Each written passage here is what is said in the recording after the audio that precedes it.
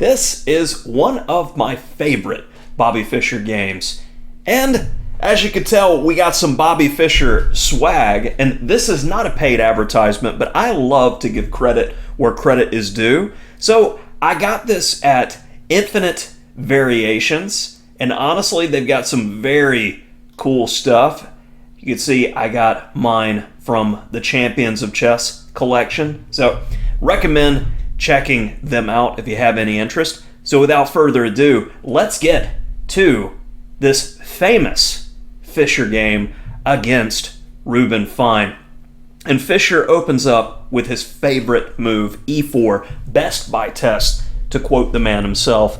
And after e5, knight f3, knight c6, bishop c4, very standard development where that bishop is eyeing the f7 square. And after bishop c5, Fischer elects to go for one of the most reputable gambits in chess, the Evans Gambit, b4. Yes, we're giving a pawn, but in return for this pawn, c3, this is lining up for d4 to have even more control over the center. And typically with the full center, we're able to kick pieces around. So after c3, this bishop needs to move away, and there's a number of decent moves. Bishop a5 being the main line. Bishop d6 has been holding up pretty well for black, even though it's third choice, and bishop e7 is pretty natural as well. But bishop a5, the most critical move, was played in the game, and after d4, e takes d4, castles, and we're already at a critical moment in understanding the position. And the first time I saw this game, I was a camper rated about 1600 at the Emery Castle Chess Camp, and the presenter was an FM, and I remember him showing us this game. And you'll notice on the channel, if I have more than 2 or 3 videos where I played e5 with black, it's for a reason. Games like this, in my early development when I was learning, really made an impression that I didn't ever want to play e5 because it just feels like you're getting attacked. And though the engine says you're fine here, you have to know quite a lot of theory just to get to a playable position, but you have to work and calculate so much, and it's easy to miss a move and lose to a much lower rated player. And when I asked the FM, what did black do wrong? He shrugged his shoulders and said, I don't know.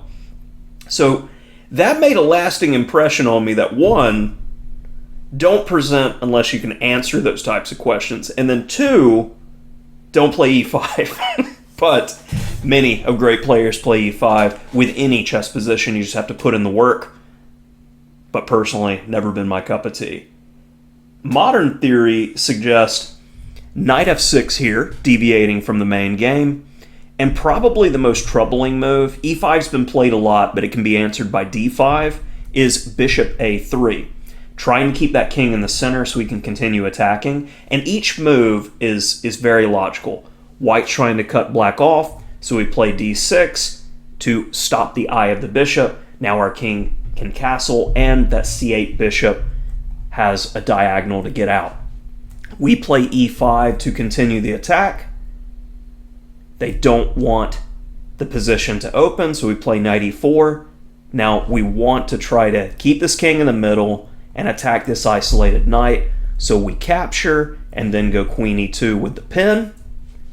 Goes d5 to not only hit our bishop, but defend the knight. Now after knight takes d4, a few trades. Black plays f5 to firmly secure the knight, so that now d takes c4 is a legitimate threat. We want to maintain the bishop in the open position, and king f7, sidestepping any tactics, queen b5, and there's only 2 master games in the database that I was able to find with both games ending in a draw. This is a roughly balanced and dynamic position. Back to the main game, though. I think Mr. Fine got a little bit greedy with d takes c3, but he hasn't spoiled anything yet. So from here on out, if you're a pause your video type of person, take pauses each move and channel your inner Morphy, your inner Fischer. Attacking, aggressive chess. All tactics, all just brute force. blunt force trauma here, folks. Queen b3, getting the wonderful queen and bishop battery. And this goes back to the benefit of b4 with the Evans Gambit. With that following c3 move, we have the ability to get the queen out very quickly to this aggressive square. Now in the game, Mr. Fine played queen e7, putting the queen on a landmine square. Modern theory has shown, and we're following a correspondence game here, queen f6 is far more reputable, as after bishop g5, the queen at least is out of the way and has some potential counterattacking chances in the future. We take back, and black needs to clip some pieces and try to get out of this mess. And yes, we've given up some pawns, so in return, bishop here in the open position, attacking chances. So we've got to keep being aggressive. Queen e3, keeping pressure on everything. And after castles, Engine says black's fine, but in practice, white's won a little over 65% of the games. So coming back to our main position, queen e7. Now, aggressive moves here. Knight takes c3, and pretty much no matter what black does, white has a sizable plus, easily a point and a half, if not more. Knight f6, and now the pain's about to begin. Since black's king is still in the center, it's all about the big attack here. So if we keep pressure, we're not going to give black time to breathe. Knight d5. Captures, take with a pawn, that way we're hitting the knight. And the only thing really saving black with this lineup of pieces is the bishop's control over the e1 square. But it's going to come into play later where we're looking at constant opportunities to place a rook here.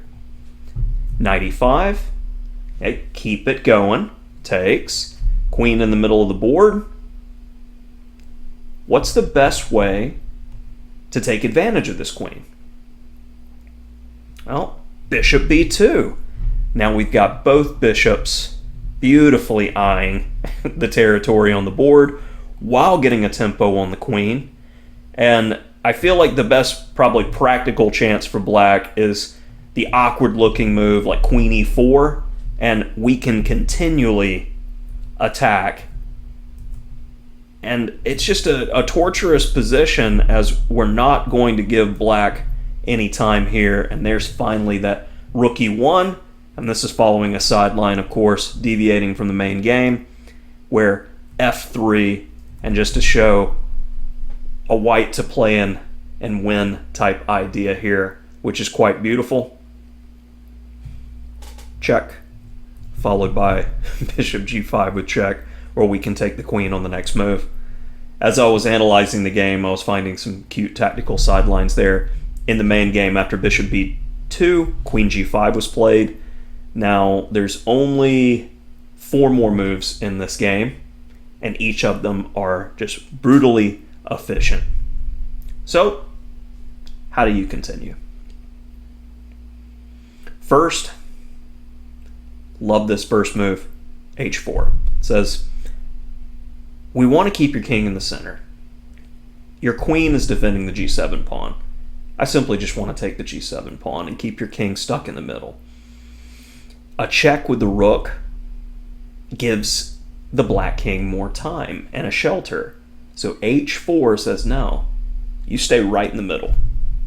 Queen takes, we get our pawn. Now we need to be brutally efficient here. We got the king to stay in the middle. Check. And whether the bishop takes or not, it's irrelevant, because the black king only has one move. King d8. Now, what was the move that got Mr. Fine to resign here? Hopefully you found the beautiful queen g3. Can't take the queen due to bishop f6 mate. Hopefully you enjoyed this video. If you did, like and subscribe.